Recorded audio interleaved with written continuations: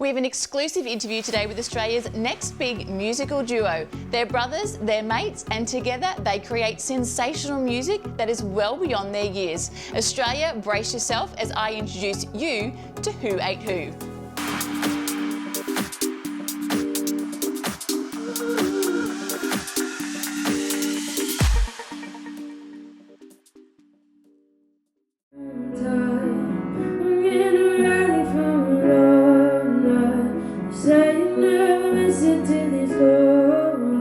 Welcome Tim and Sam to the show. So you knew, I guess, at 5 and 7 that you wanted to be musicians. How did that all come about? Dad bought me a guitar and I wanted to learn it instead of just strumming it willy-nilly. But then, and it's just gone from there, really. So. And when I was about 5 or younger, I used to get paint sticks and like paintbrushes and stuff, and just tap on my bed or on books and stuff.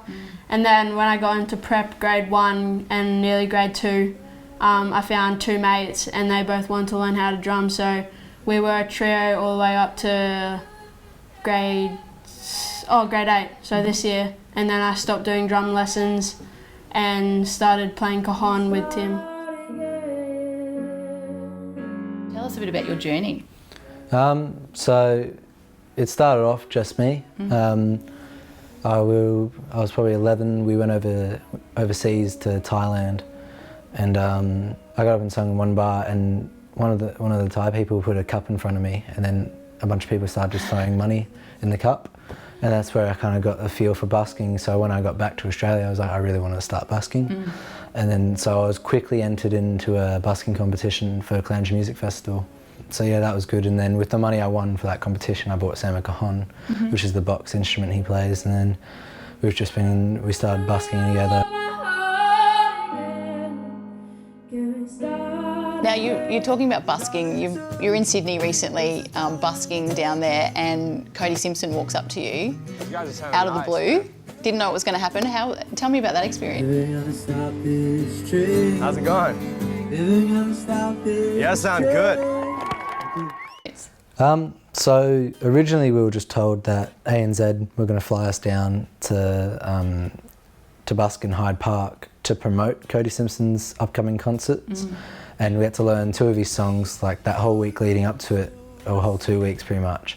Dad was forcing Cody Simpson songs onto us, and it was, going to bed listening to it. Yeah, we were constantly. I bought his album. I did everything. Constantly listened to him, learn his 2 of his songs, thinking that when we were going to go down to Sydney, we were going to play the songs, and whoever knew them, we were going to give tickets to. Oh yeah. And that's what we were told, and it was all for a promotional video as well for the concert.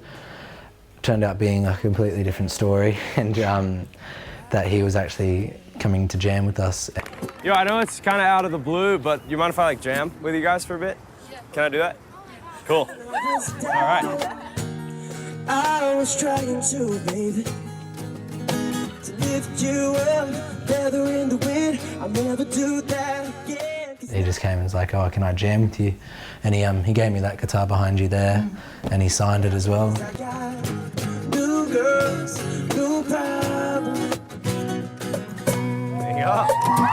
So I know new guitar's always been like a big inspiration to me to practice and get better and everything, and kind of wanted to give this one to you guys. And it was kind of scary because I didn't want to stuff up his songs right in front of him. And he's like, "Oh no, you sing the first verse, man." I was like, "Oh, you sure?" Yeah, he's there.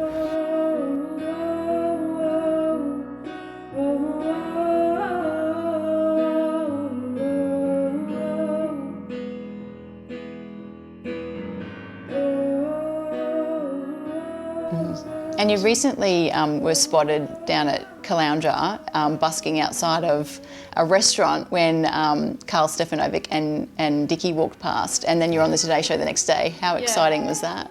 Yeah, it was pretty good. We were down underneath the rum bar out the front of the coffee club, and we were just busking there. It wasn't the best until they rocked up. They were coming back from dinner at a bar, and they just stopped, bought heaps of our albums, stayed for about half an hour, and then Carl was like, oh, we got to get these guys onto the show. Wow. And so they told us to come down. And so when we went down there the next morning, we're waiting. There's all these people, like, we're like, oh, they're not going to see us, it's all right. But then we got to the front of the line, and then they were just like, all right, we've got 2 people coming through, everyone move please. And Sam and I kind of still like looking around. And then we jumped over the rope, and we were standing there, and then they're like, oh, do you have the guitar? And because we didn't want to look like we were prepared for it or anything like that, just in case we didn't get to go on the show. And so we didn't take the guitars, they were just in the car. And then they're like, oh, do you have the guitar? And we're like, oh, no, it's in the car. And then so Dad sprints off. You just see Dad just charging it, and then Mum follows after him. And I didn't see it, but apparently they meet halfway, then run back, and then they got scared that they didn't have the capo or pick. So Dad runs back, gets the capo and pick, and while Mum's still running with the guitar. And yeah, finally got there. We had like 3 minutes or so until we were on, and we're still trying to figure out what we're doing. And he had one of the guitars, it was in the wrong tuning, so we're like quickly tuning it before we go on. Nothing like pressure. Yeah, and it all happened so quickly. It was, but it was so good. Like the shout out Richard gave us was so good. Like he told everyone our name and on national TV. Yeah, we're like something like 300,000 people watch the breakfast show every morning. Yeah, that's just awesome. Crazy. Yeah, it was, we're really thankful for what they did. It was really good. So she took her love, 40 days along the fields. So where do you draw your inspiration? Who would be your favourite musician of all time? Well, mine's Ed Sheeran. Yep. Mine's Ed Sheeran. I'm a big fan of Ed Sheeran and Passenger. They're a big inspiration because they both were buskers, and they both made it through the hard way. Like there's photos of Ed Sheeran when he was our age busking, and then there's a photo of him standing out in front of Wembley packed out arena. Like it's so yeah, just artists that are really like genuine. Like that come from what we are doing now, pretty much, yeah. And you released a self-titled album in December last year. What type of music's on that album? Well, there's 7 of our originals, fast and slow, and then there's 3 of our covers that back then were the covers that we'd always do because we made them our own. So where do you see HOO8HOO heading? Where would you like to go? Where would you like to take it? Well, there's always been a dream of ours. It's funny, like we always used to go to the Crocoseum at Australia Zoo and look and go that it'd be a cool place for a gig. And we do it a lot at a lot of venues and just go, hey, that'd be a cool place. But Crocoseum was a big one, and we're now actually booked to play there next January, I think. Awesome. So that's really cool. But off the bucket list. Yeah. But for the future, really, for festivals would be just increasing the font size on the lineup and moving our way up to the top of the lineups, that's one of the goals now. What have been some of your challenges to get you here today? In the holidays, we didn't really have holidays though. We had 16 gigs in 14 days for holidays, and we had about 3 days off. And 2 of those days was the music festival, and then the other 2 days of the festival we still had a gig. But yeah, it's also trying to find time with school and music. It's a little bit difficult, but we're getting it done. Awesome. And where can people find HOO8HOO? You've got a YouTube channel. Yep. You've got a Facebook page. Yep. Where can they hear your music? Well, the album that we have is out on iTunes. Yep. YouTube would be the best to hear some of the new stuff that we're doing and some of our covers that we, some of the new covers we learn and stuff. And yeah, we both have our own Instagrams, and then we have a HOO8HOO Instagram, and so people can keep up to date with what I might be doing or what Sam might be doing, or what we'll both be doing. I grew up in Caloundra. The first thing I do when I wake up is? Have a shower. Try to go back to sleep again. If I could be better at anything, it would be? Playing guitar. Are you answering for yourself? Yeah, no, I'm answering for me. I sometimes try to play the guitar. I just can't. I don't know. No? Yeah. I'm at my happiest when? When I'm With playing, my brother. when I'm playing in front of a crowd. I wish I could. Flight would be pretty fun. Probably just be able to play in front of Millions of people. Millions of people, yeah. Yeah, that answer. What hashtag best describes you? Hashtag swag. Okay, so we're about to show Australia one of your originals. What's Yep. the name of that title, and tell us a bit about that song? It's a new one. It's called The Road I'm On, and it's pretty much about the journey that we've been on, really. The last 12 months. The last 12 months, and how it's pretty much trying to, I'll use one of the song lines, walk our world of sound, pretty much, and we're just uncertain of what the future holds, really, and yeah, it's That's what it's all really about. good. Well, Yeah. let's go have a listen. All right, sure thing, yeah.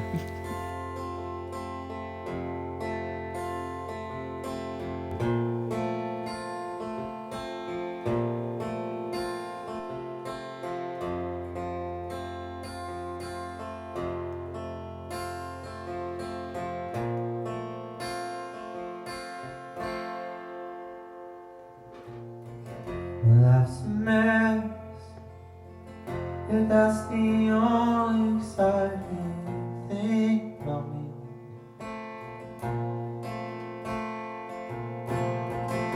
And I confess that there are parts of me I didn't want to be. I try to move on, but there's always something lingering about. And all that I've done builds me up of all these pieces. And in the morning I am happy, or I'm sad.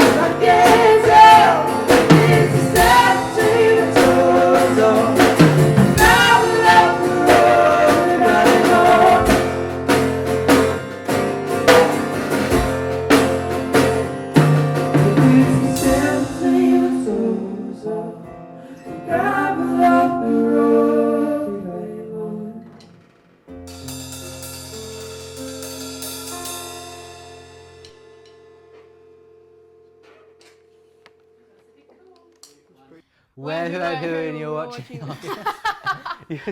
You're like where you're watching.